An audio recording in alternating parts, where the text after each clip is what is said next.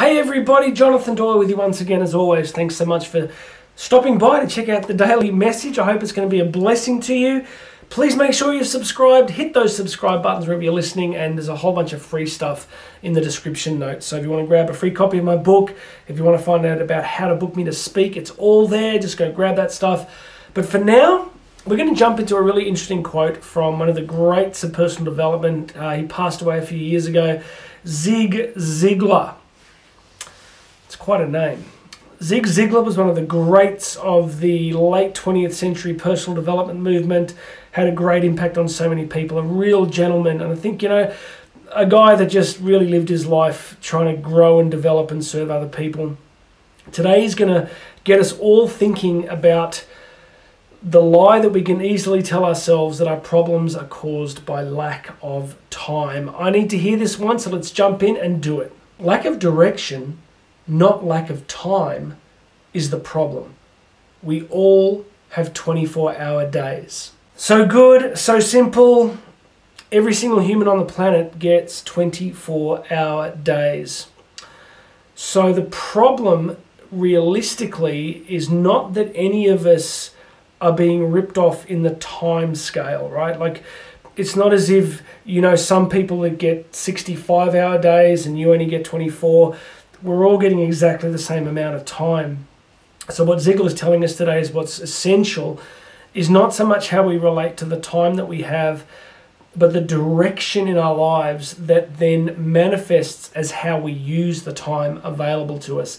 This is very real for me at the moment. I'm right in that phase of life where, I've always been a pretty busy guy. I've always been a pretty active person.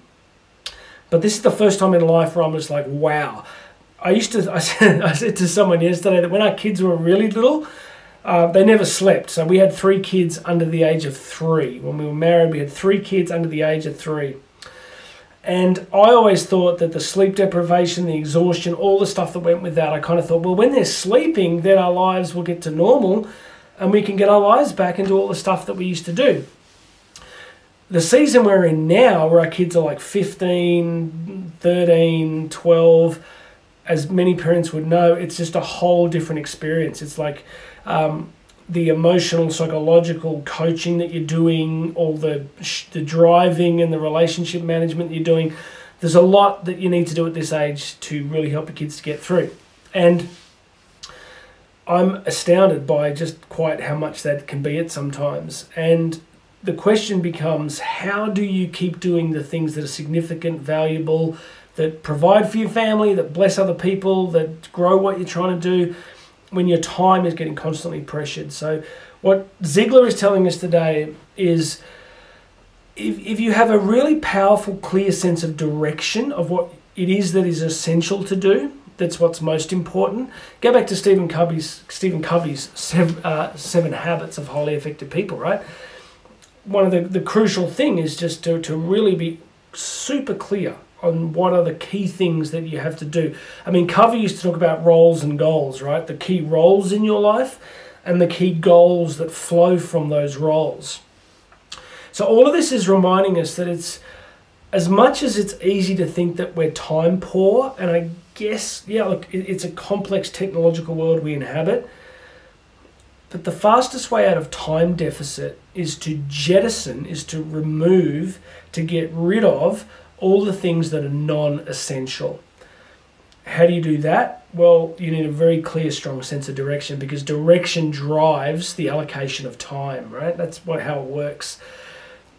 On stage, I used to always say that you always make time for dialysis, which was years ago. I had this friend who tragically had to do kidney dialysis, I can't remember, it was every day. I think it was like 3 to 4 times a week. And if they didn't do dialysis each day because their kidneys had failed and they had to, go on a dialysis machine and have their blood cleaned every single day, they would die very quickly. So my point is that I always say you always make time for dialysis, which is we always make time for those things that are truly important, really important. So if you are struggling with a sense of overwhelm, a sense of exhaustion and too much coming at you, then I really think the key is to go to direction first. Is what is the direction of my life? What is it that is most essential for me to be contributing, doing in the world? And then you need the courage and the discipline to get rid of everything that isn't that. Very easy to say, not as easy to do. But that's the mechanism. Why are you here? What's most important to you? What is your legacy going to be when it's all said and done? What are the things you want to leave behind? For me, it's basically my relationships with my family and a sense of contribution to as many people as possible. You know, those are the things that for me are the most central things. So I need to constantly filter my time in terms of those parameters. Okay, hope that's useful. Please make sure you're subscribed. Go check out all the notes in the description, the show notes, because grab a free copy of my book, Bridging the Gap. Book me to speak. There's a whole bunch of stuff there. But that's it for today. God bless you, my friends. My name's Jonathan Doyle. This has been The Daily Message, and we're going to talk again tomorrow.